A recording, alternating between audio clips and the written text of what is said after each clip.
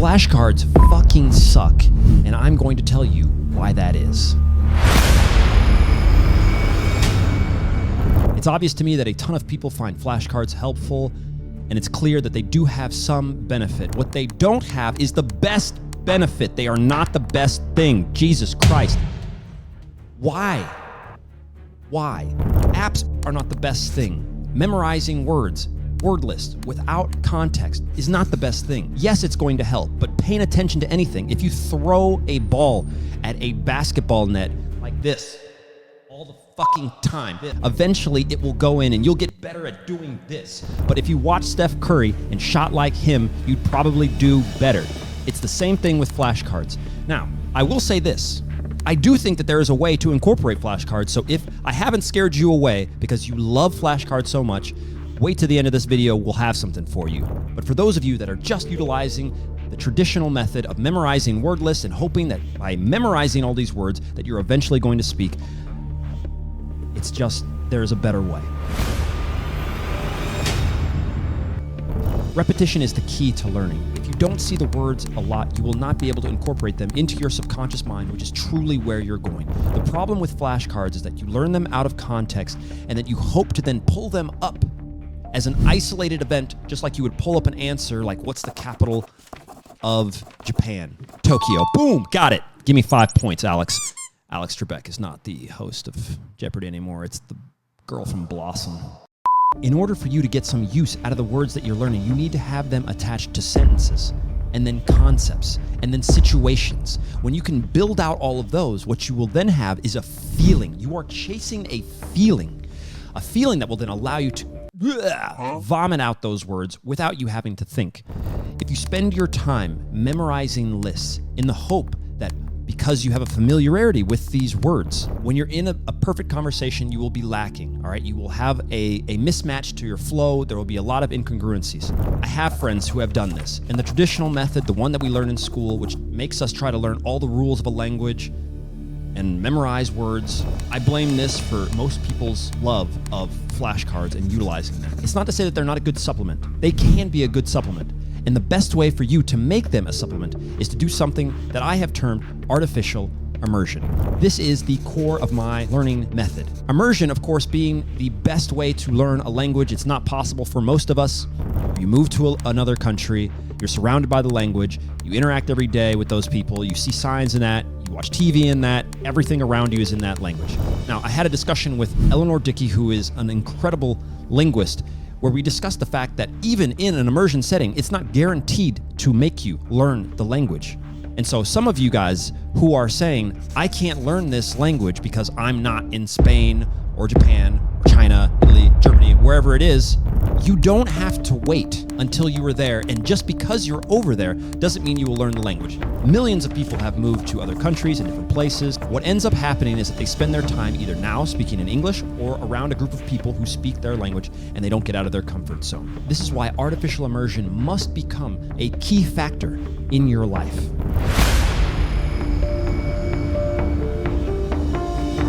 So maybe you're making the jump to think that phrases and memorizing things from phrasebooks would be a better thing to do. Wrong. I'm not saying it won't help, and I'm not saying I don't utilize it. Once again, I'm not saying you can't get any benefit from flashcards. What I'm saying is that there are other things. And just like if you bought a phrasebook, you can get some. Here's how to use a phrasebook in the best way. Find the phrases in the situations where you would find yourself in. I'm hungry, I need to eat, how do I go left, right, whatever. Phrases should be used as a primer. They are used to get you more input. The whole reason for the phrase is simply to get you comfortable with the situation. You get to choose. You get to say, where is the bathroom? Now, you know that that answer is going to be a point. He's going to say a word. He's going to say left, right, straight, behind you, something like this. And now you can interact with the language. Hopefully, with the context, you've got that basic understanding down. And then you can say thank you, you can say you're welcome, and then you can move on. That's a great way to continue to engage in the language, and I push everybody to do that. That's the good use of a phrasebook. But as the base of your language learning at the beginning, it should not be at all. Now here's where we can implement all of those things that we need, because the majority of you will not be in a position where the language is constantly around you. You will have to create a world for yourself. You will have to artificially immerse yourself in the world that you want. What does that look like? And what would it look like if we wanted to include flashcards into our learning process? All of these things must be included in your artificial immersion setting. Reading, podcasts, series, films, short clips, conversations, simple conversations with a tutor, with friends, and things that you're going to be able to understand. Reviewing, rehashing, and recalling alone. Being able to talk to yourself as well. And then, finally, you would want to include something like the flashcards. And there is one caveat, one huge caveat. All of these things have to be around one entire setting, one thing, one situation.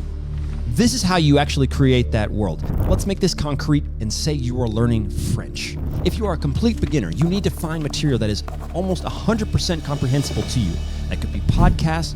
I've talked about Pimsleur in the past. There are YouTubers. There are small programs and series that are created for the basic French learner. We can link to some of those below. Qu'est-ce qu'elle dit, la lettre? Alors, elle dit... Salut, tu te souviens de moi? Non. You have to use these. Now, once you get just past that beginner stage, here's how you can create a world for yourself that you'll actually be excited about.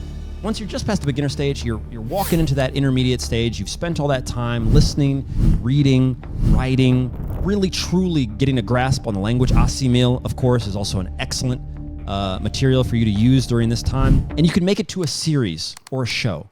I would suggest something like Peppa Pig. I know it sounds crazy, but if you start checking around, you're going to see a whole host of people who are using Peppa Pig just to learn languages. The reason for that is this. There is a ton of material out there for Peppa Pig. You can watch a simple Peppa Pig story that might be 3 to 5 minutes. You can then find the transcript or the book with pictures of Peppa Pig. So you could listen to it, even if you're not watching. You can watch it and see the context and see the situations.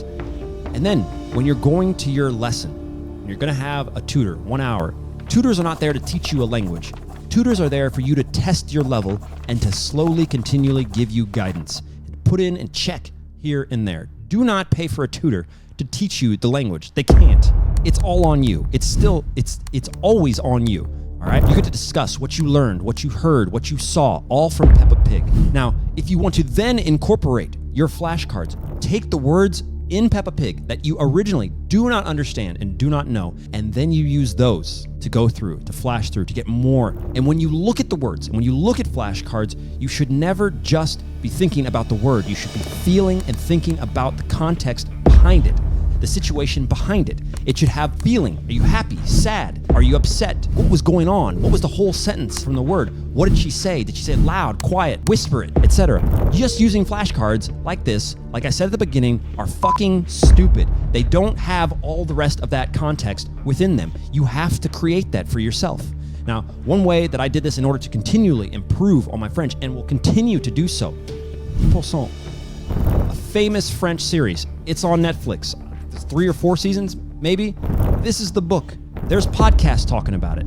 There's stuff with the actors talking about it. I go live in that world, and then you completely immerse yourself. Once again, artificially, because I don't live in France. I'm not in the TV show. That's not my world. But I do that and take that, obviously minus the flashcards for me, because I don't find them to be necessary. I think that's better for you to, once you understand and can understand a full text, a full paragraph, and all the things going on, is to just then repeat that.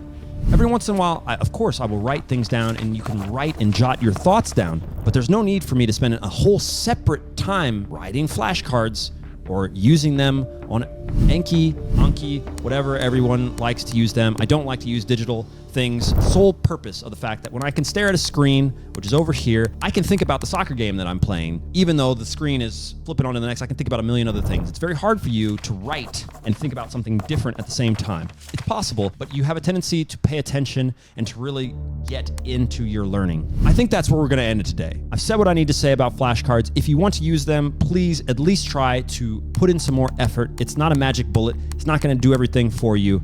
You have to do it. Click the links right down below if you want to get hold of our course where we break down the first 4 weeks, which then gives you everything you need for the first 3 months of language learning. Click the link right down below and check it out. We will see you guys later. Much love and peace. Later.